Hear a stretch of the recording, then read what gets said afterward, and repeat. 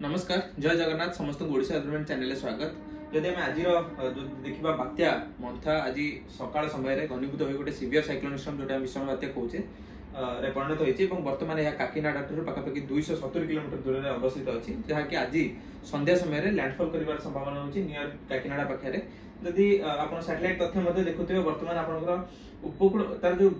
बहुत dense cloud रही दक्षिण भाग में रही किंतु उपकूल ओडिशा और दक्षिण ओडिशा आम जमी गतकाली पूर्वानुमान करते आप जो क्लाउड मास रही किसी परिमाण रही जहाँ पर आप दक्षिण ओडिशा उपर देखिए बेसी डेन्स क्लाउड अच्छी कंपैरेटिवली आपंकर उत्तर उपकूल ओडिशा रे जहाँ पर आम जो पूर्वानुमान रही है दक्षिण ओडिशा बहुत भल आज वर्षा हो पारे। और गोटे जिन आपको समस्त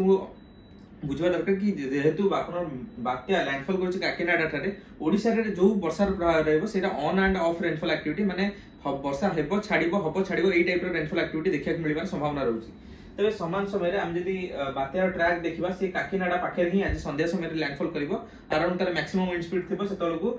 90 रे 100 किलोमीटर प्रति घंटा एवं आसंता काली सकाळ सुधा ए गोटे बात्या रूप रे दुर्बल होई आपन मालकानगिरी एवं यह संलग्न अंचल को मूवमेंट करिवार संभावना रहउची। तबे एहा प्रभाव रे आपन जदी देखिबे राज्य रे केवल आपन गोपालपुर पाखापाखि पर्यंत आपन पवन गति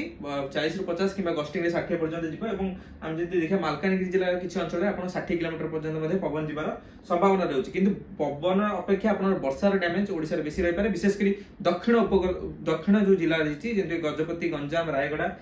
एठी आमे जदी मेंशन करबा देखिबा गंजाम गजपति रायगड़ा कोरापुट मालकानगिरी एही चारिटी जिल्ला जो पांचटी जिल्ला रहिछि जे आपन सबटु वर्स्ट अफेक्टेड हे पारे वर्षा हो किंबा आपन हम जदी देखिबा भूस्खलन किंबा आकस्मिक बन्या प्रभाव रे आपनकर एही पांचटी जिल्ला विशेष प्रभावित हेबो। तबे समान समय रे आपन जो विंड स्पीड वार्निंग रहिछि केवल आपन मालकानगिरी एवं कोरापुट रे आपन पवन गति 50 ରୁ 60 किंबा गस्टिंग रे 70 किलोमीटर पर्यंत जिबार संभावना रहउछि। तबे यह व्यतीत जदि आमे देखिबा गत काली जो आपन पूर्वानुमान रहितला वर्षार परिमाण रहइबो आपन पात्रपुर गंजाम रे 117.6 मिलीमीटर एवं गोसाणी रे 115 मोहना रे 112 मिलीमीटर वर्षा रेकॉर्ड करा जायछि। समान रूपे आपन गजपति गंजाम रे बहुत स्थान रे आपन वर्षार परिमाण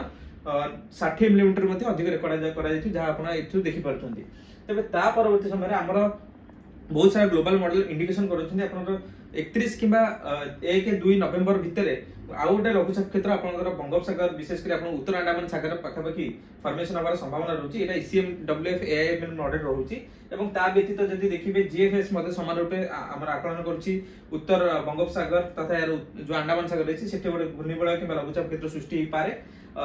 एवं जेन मॉडल मध्ये आपन इंडिकेशन करूची गोटे घूर्णिबलय क्षेत्र एवं जो हमर रहिछि आइकन मॉडल सी मध्ये समान रूपे आपन उत्तर अंडमान सागर रे गोटे लघुचाप क्षेत्र को दर्शाउछि जहाँ को हम कहि परिबा कि गोटे लघुचाप क्षेत्र आपन 31 अक्टोबर रु नै 2 नवेम्बर भितर बंगोपसागर सृष्टि होबार संभावना रहउछि किंतु तार घनीभूत केते हबो ता वर्तमान तो कहबा मुश्किल रहइबो।